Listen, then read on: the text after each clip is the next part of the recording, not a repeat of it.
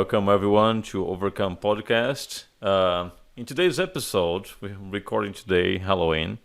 Not sure if it's gonna be out today, but probably first episode of November. But anyway, this guest is I've met her many years ago. In a different age, she was doing a different sport altogether, and now she is a pan champion in Brazilian Jiu-Jitsu. And she's been doing this for not a whole lot of time, so she's been evolving very fast.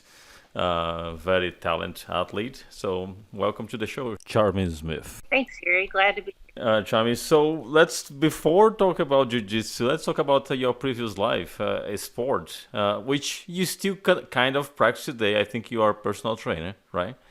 So before you joined this jiu-jitsu journey, tell us a little bit more about what you used to do as far as competition.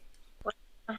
I got really got into working out a little while ago, um, aggressively into bodybuilding.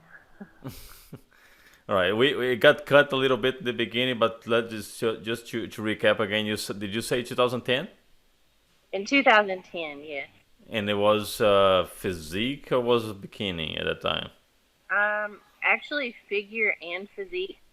I'm naturally pretty muscular, so Okay, cool. And I remember that we met. I think we met probably in 2014, something like that. That you were training at Destination. At that time, you were living in Dallas, right?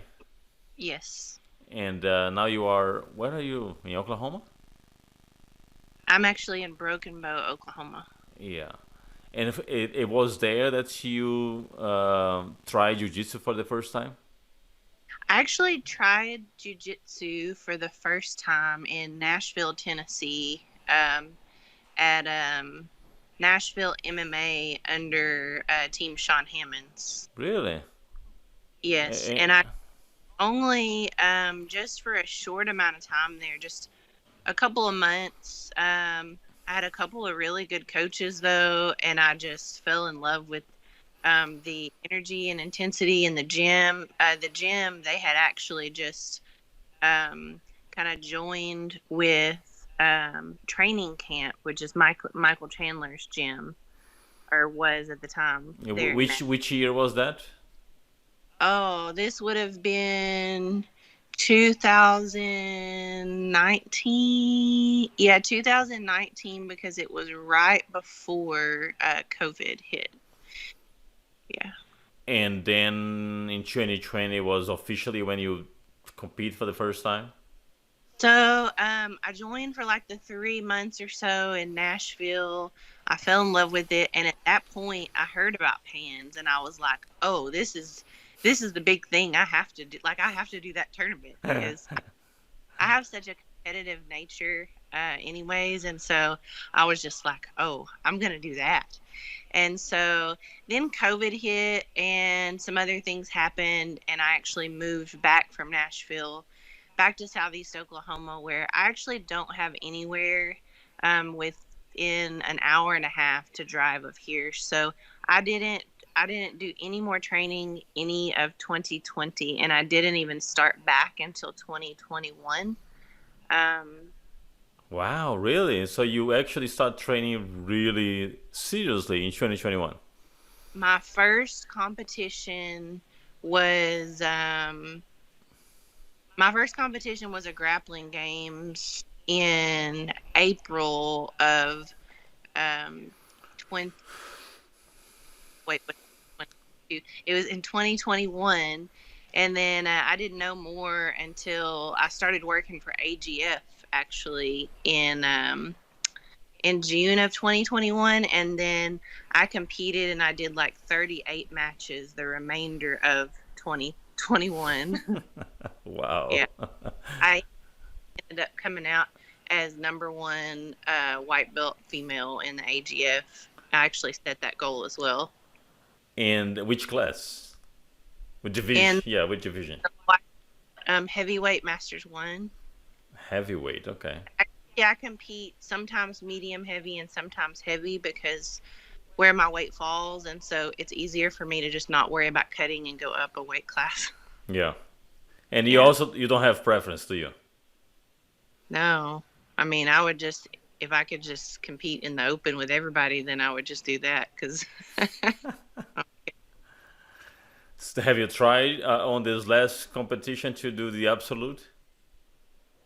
um yes, at the last pans competition, I actually I did my weight class and then I did the open as well, and I got a double gold, so I golded in both of them. That's amazing. Absolutely fantastic. And it was your first pan as a blue. Yeah, as a blue, I actually last year, no, this year is I actually signed up to do the pans in the gi as a white belt. Um, it was really hard for me.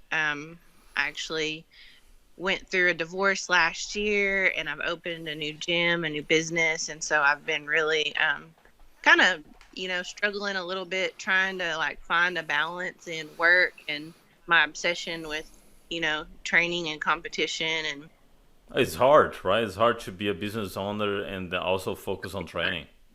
yeah, yeah, and also just yeah, it is tough. And I And didn't know about the divorce, by the way. oh I didn't yeah, know about that. So yeah, one more thing to worry about.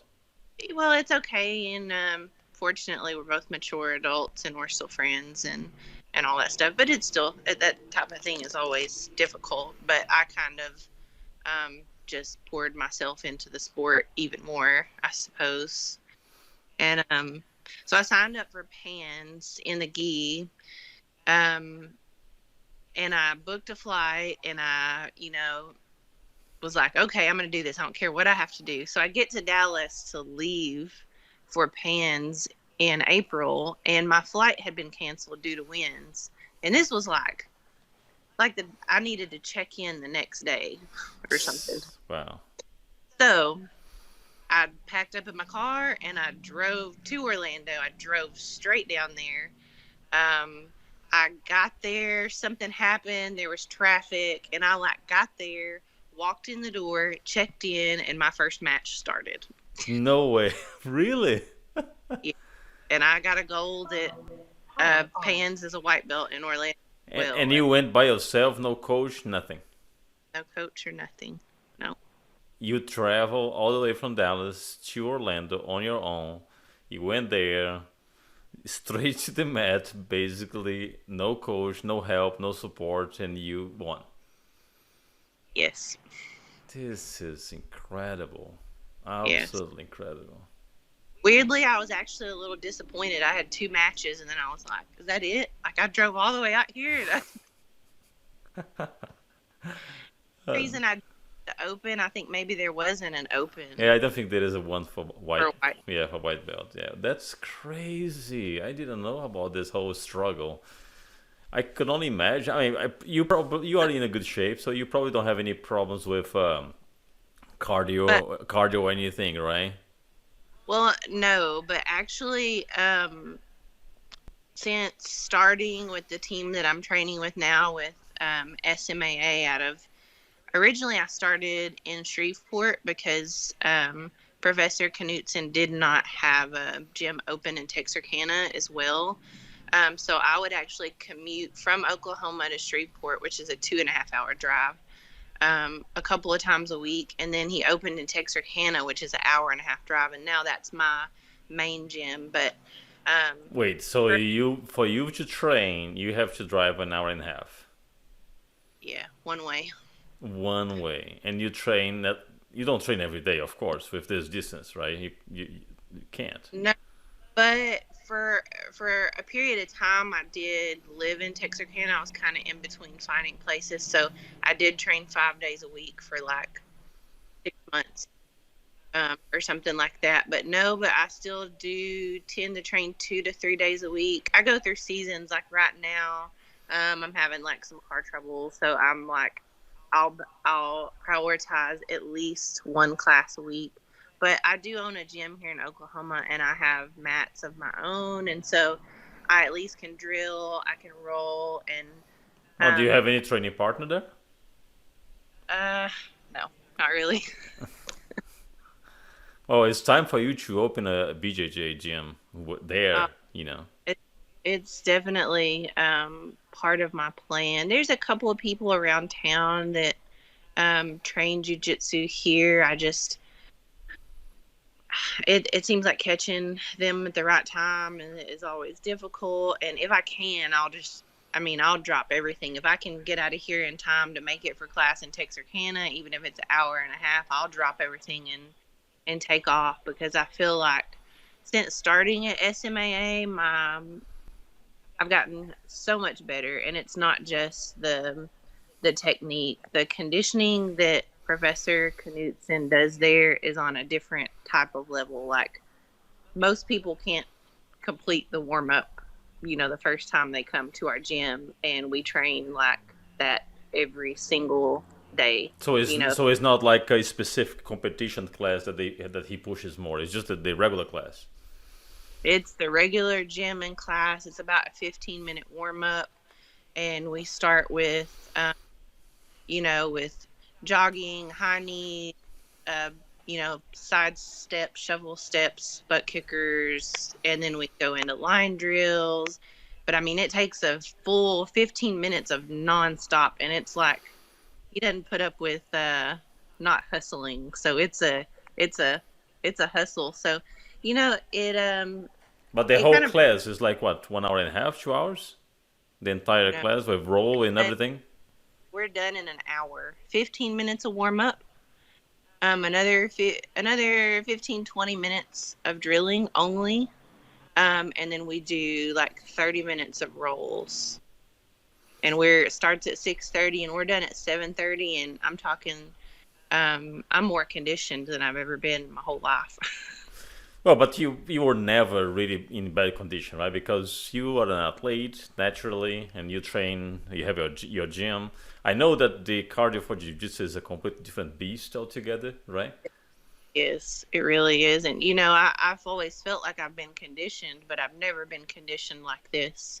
And it does remind me, I mean, I had a coach in Dallas. His name is Frank Minkst, and he writes for John Meadows. He's super brilliant. But anyways, he kind of instilled in my mind that your warm up should be your general preparedness. Like, your warm up needs to be your base level of fitness. And so when I joined in SMAA, and I felt the intensity of the warm up and the energy in the group, I was like, this place is for me, because it kind of satisfied that hardcore training feeling that I always am kind of searching for. Do you think that if you open a gym at your location, you're gonna have a good clientele there? There are people interested in jiu-jitsu in this area? Oh yeah, and what's interesting about jujitsu is a lot of people don't know that they need it, or they don't know that they would be interested in it. But I actually do something in my gym, because I mainly do one-on-one and small group training, but I do something as well called Primal Flow, and it's just kind of my own combobulation. What we do in our preparedness. So we do like a really good warm up, but it's all on the mats, and we start on the floor. And a lot of this is just mobility, functional strength, and conditioning. It's really like jujitsu minus the grappling, Hmm. plus a little more like animal flow, mobility type of stuff.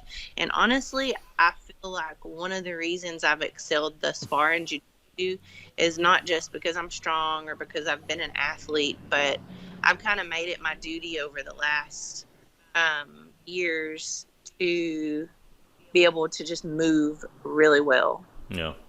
Like, it's important to me to move well and to be semi pain free. Yeah, talking about pain-free, you are pretty healthy, right? No injuries, never had any major injury with jiu-jitsu or even when you were lifting, right? No, but I was a basketball player when I was younger, and in college, wanted to walk on to the team, and I tore my ACL and my meniscus in my left knee 2 years consecutively, and that's actually how I started lifting weight, is because I was like, well, I don't guess I can do this anymore. I see. I'm done. But with jiu-jitsu, you never had any problem. No, no, not really at all. I've never had any kind of I mean, I get plenty of dings and bumps, and you know how jujitsu Yeah. goes. No, I've been yeeted pretty hard a few times, and no major injuries. But Knock do on you wood. do you feel like this is because of your game? Because I've seen some of your fights, you really like to play on the bottom, right? I didn't always. Actually, my first coach I had was also a judo black belt. His name is Javier Arroyo. Um, and I remember him specifically telling me, "Do not pull guard." Like, don't pull. Yeah, Don't. judo players don't accept pull guard for sure. Yeah. But Wayne Knudsen, my coach now, and our other coaches at SMAA, they do have a strong guard game. And Professor Knudsen is his build is similar to mine. He's like 6'2". He's long and lanky, and I think it actually helps that we have a little bit of a similar game. But I'm a little bit risky, I'm at least when I'm training, and jujitsu, at least in my school, I don't really have very many other women to train with. So I'm training with 200 plus pound men that do not cut me an inch of a break because they know I'm mean as hell. But even with those heavy guys, you comfortable play on the bottom. Oh, for sure. And, sometimes I do things on purpose, like I'll give up my position or give up an arm for an arm bar just to see if I can Escape. maneuver out of it. Um, but I do, like, for example, for arm bar and for shoulder locks and stuff, I do a lot of what's called a journeying. I use gymnastics rings, and I basically try to make my joints comfortable in the worst position they can be in. Because, injuries normally occur in the soft tissue when the soft tissue is exposed to a force that it can't handle. So if you are tight or slightly immobile, not even if you're just tight, because just because you're flexible doesn't mean that you have strength at the end range, right? So I kind of like to try to find my weak spots and hammer away at them. That's where your mobility work comes into play, right? Because it's very important to have a good mobility in jiu-jitsu for sure. Absolutely. Any sport, actually, and actually just in everyday life, I mean, it sucks to get hurt, and I know, because my job is basically a physical job. I move things around, and I train people, and I pick things up all day, and I can't afford to be down or injured. Well, that's definitely some important. I never realized how mobility was so key until I started jiu-jitsu, because in bodybuilding, if you when at the time I was doing bodybuilding, it was not really highly emphasized how mobility was important, mainly back in 2010, 14, 15. Nowadays, they are talking more about mobility work. Yeah, back in the day, it was just how many reps can you push out of what weight, and but weirdly, I find a lot of value, even in some of the dumbest bodybuilding training I've done. Um, I feel like I learned grit, and people will say you can't learn grit, but I feel like I learned grit, um, and I learned how to push through what's painful and uncomfortable through bodybuilding, and actually, like, learn what I was capable of doing. Like, your mind wants to stop way before you're actually done. Yeah, and You- and you probably learn about nutrition as well during that time. Yeah, a good amount of what not to do, and what you learn a little bit of both. If you make enough mistakes, you can learn a lot of multiple things. You said that you don't have any problems because you can fluctuate between medium heavy and heavy, so you are okay competing in both divisions. So you don't really do any type of nutritional plan before a competition. You just eat whatever you're Uh, eating. I'm always on some type of nutritional plan. This last pans that I did, I actually was animal based for the 2 months before. Although I've learned some kind of lessons with my body that I will not be continuing to only eat that way. But basically, I was just eating only red meat and fruit. How many meals a day? Maybe just like 2 meals and a couple of snacks. Not pushing calories or anything crazy. I think I actually weighed in at Pans at like 156, and my weight class was like 158 to 169. Wow. And you were also not counting any calories. So do you have an idea how many calories you were eating a day? No, I'm very. I mean, it was probably around 3,000 or something. But no, I'm very intuitive with my eating, and I wasn't restricting calories for sure. I was consuming. I might eat a 16-ounce ribeye for breakfast. Um, so yeah, but I might only eat 2 meals a day. So basically, just when I was hungry, I was eating the same type of foods. Did you did you feel that this type of diet help you in some way on your endurance, on your cardio? Did you see any benefit or As much as I hate to admit it, I probably wouldn't do it this specific way again because I had some other issues pop up that were definitely 100% related to eating red meat only. Um, but I will have to say from previous experience and competition that being hungry, being fasted, I've fasted, and really tried to like cut. I've even though I wasn't hungry, when you're eating only meat, it does give you a bit of a vicious feeling, you know. And I feel like kind of the same thing with training and bodybuilding.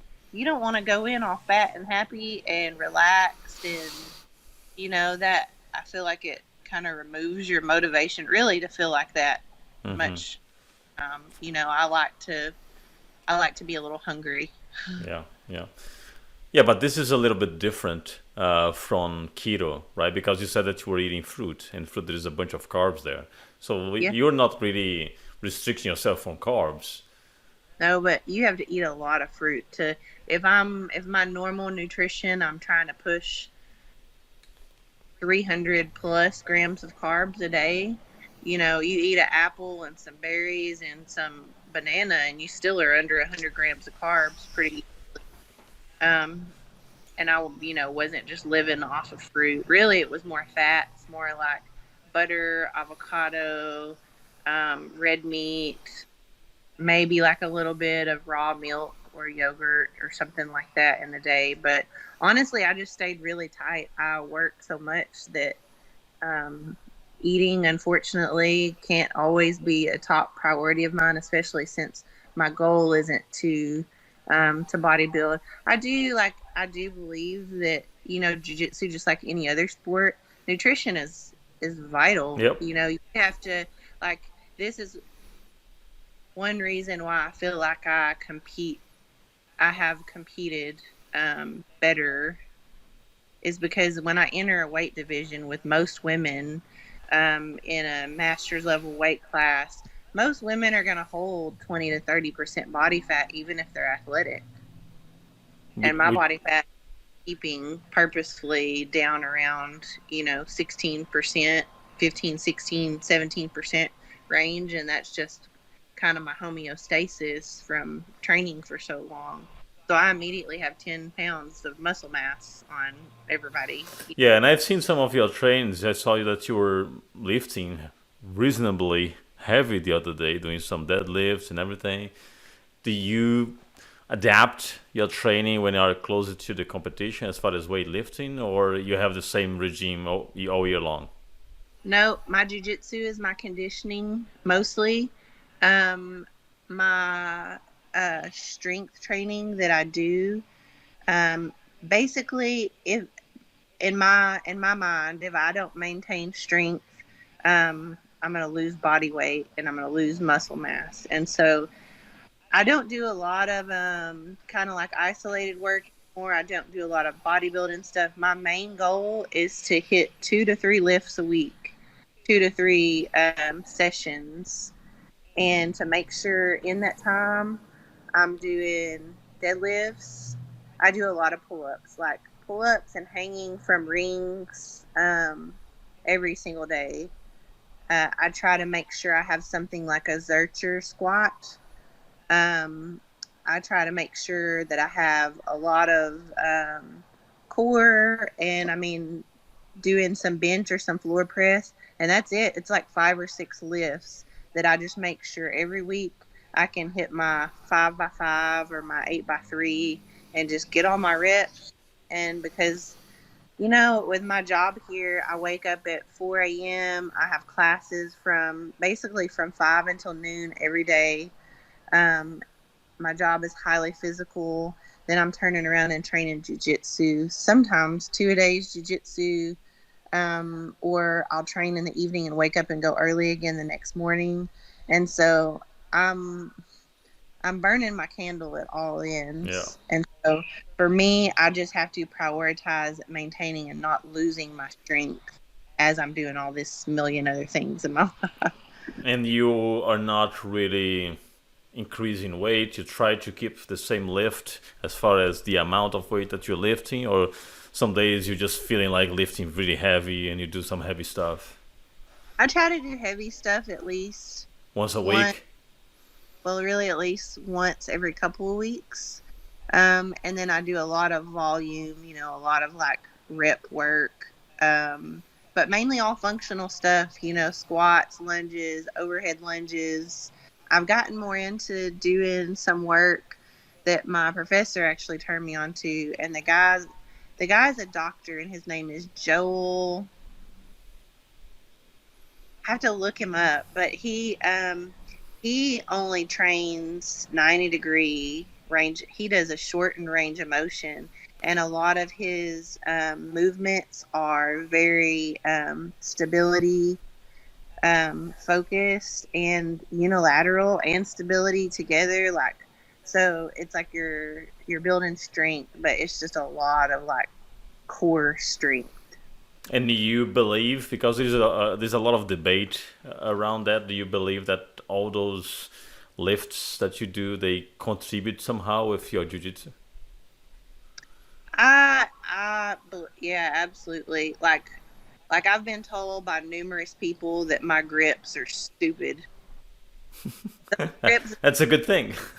the grips are because of pull-ups. For a while, like throughout the year, really all of last year, I was going to the park every morning and doing pull-ups, like, you know, every single day. Pull-ups, one arm hangs, German hangs. But yeah, I know my grip is awesome because I not only pick up weights all day long for a living, but I just hang from things. You grip to be stronger, you start hanging from stuff. That's Um, amazing. Yeah. Yeah, it and I makes a lot do of sense.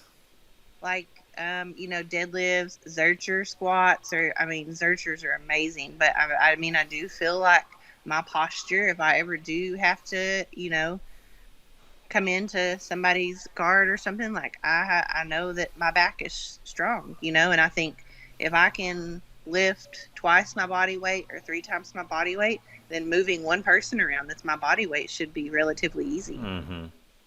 Are you still working on your takedowns, or are you nowadays more like bottom player pulling guard?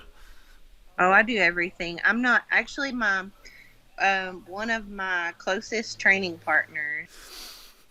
I have several really amazing women that I have the opportunity to train with, but one of them, her name is Andrea. They call her Andrea KGB Lee. She's currently the seven, number 6 or 7 flyweight in the UFC.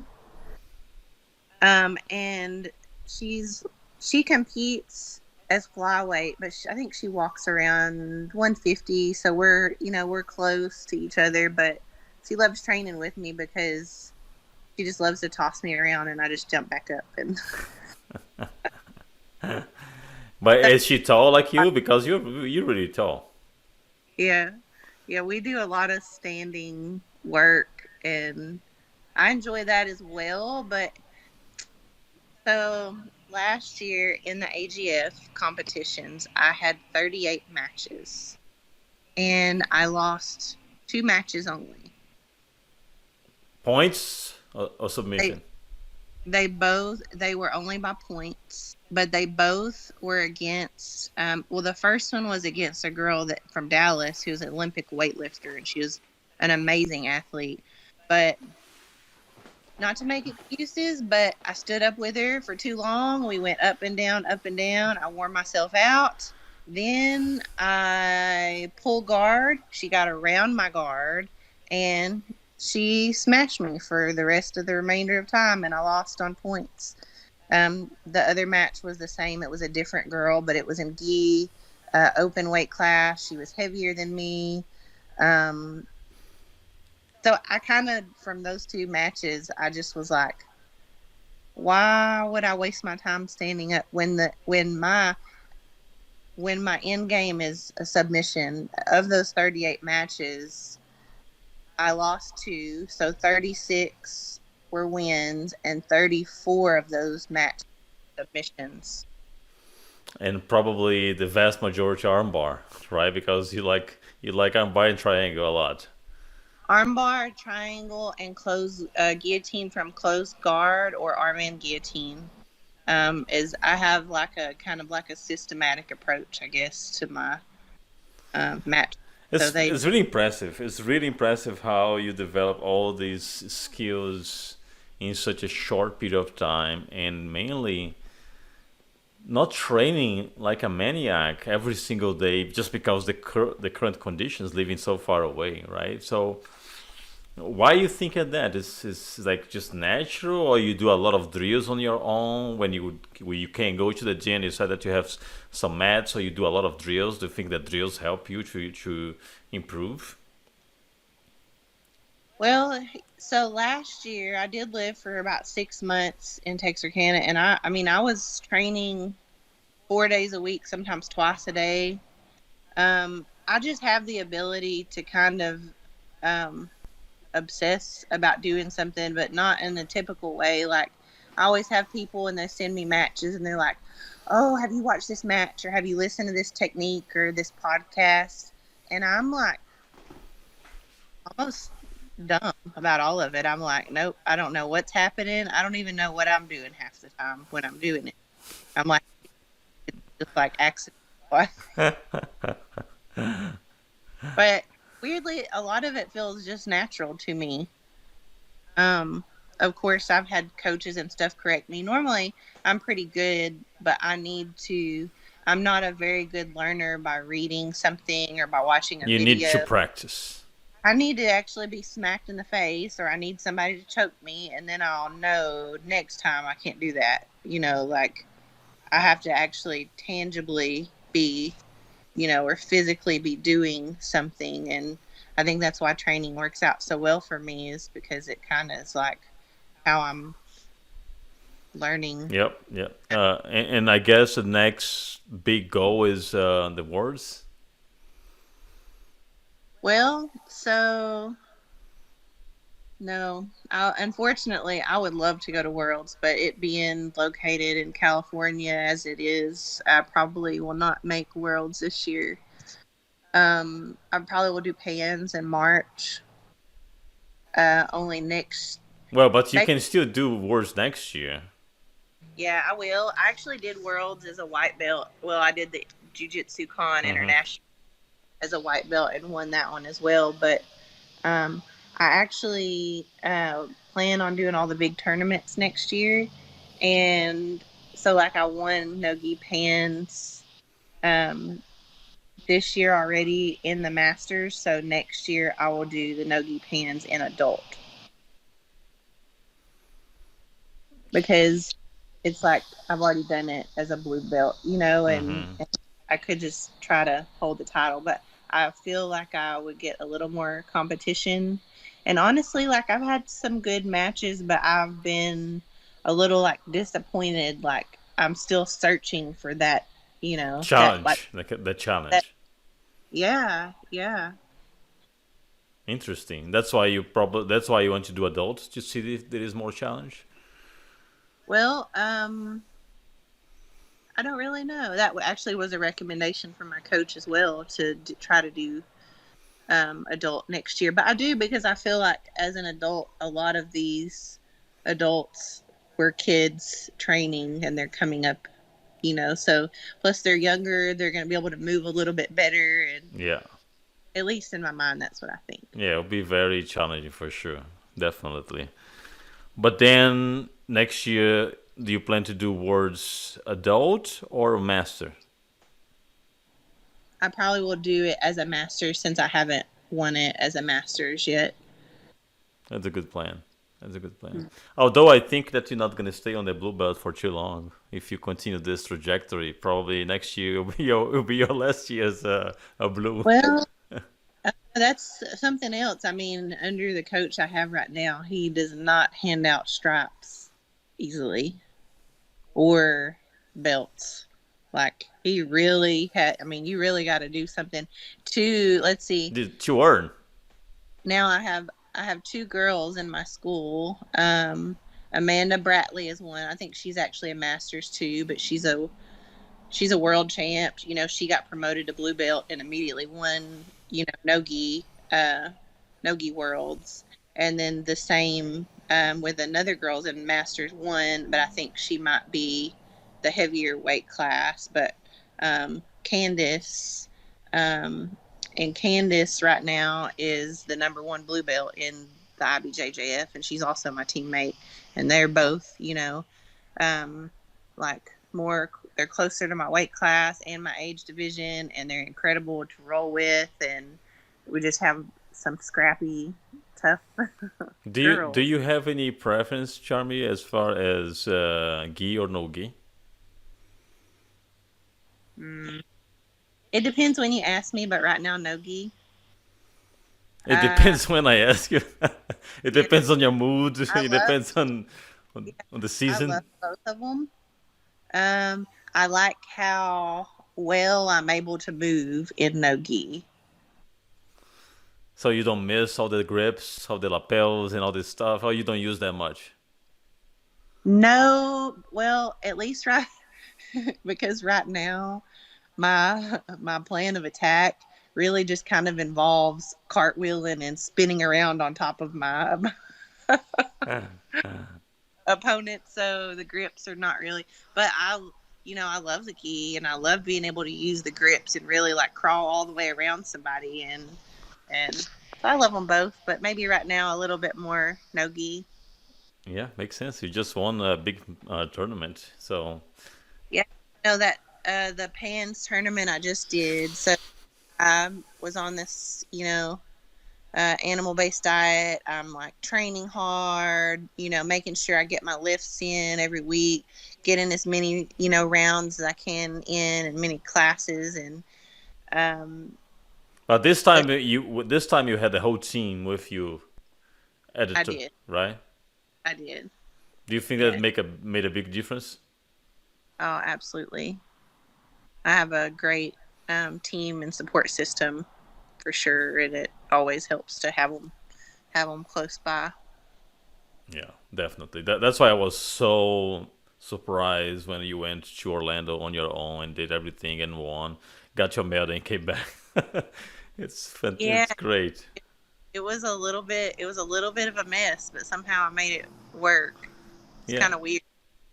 Did you at Um, least meet some friends there when you were there, or no? No one rooting for you at all? my older sister actually lives in Tampa, and her husband and her kids came, and they were like, we were there for like 10 minutes. I had two matches. The first match was over in like 30 seconds, and the second match was not much longer after that. And they were like, "Is that it?" Oh, that's amazing. That I just did. So I did all this training and kind of ran myself thin, and then the Saturday before, I started getting sick. Like, Why you were like there in Orlando? No. uh, no, this was Pans in Oh, Garland. okay, Just they want here in Dallas. Yeah, yeah.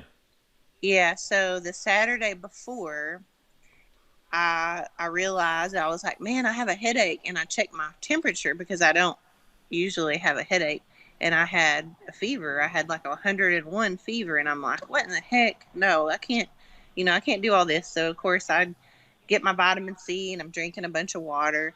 And by that evening, my temperature was borderline 104. Um, and it's like I would get ice packs from my freezer and pile them on my body, and then my temperature would come down a little bit. And it was like every single day until the following Wednesday. So from Saturday to Wednesday, I had almost 104 fever every day. So you Um, didn't train at all that week? I trained zero, and I actually didn't even get out of bed. I thought I was going to die. I laid in bed from Saturday to Wednesday.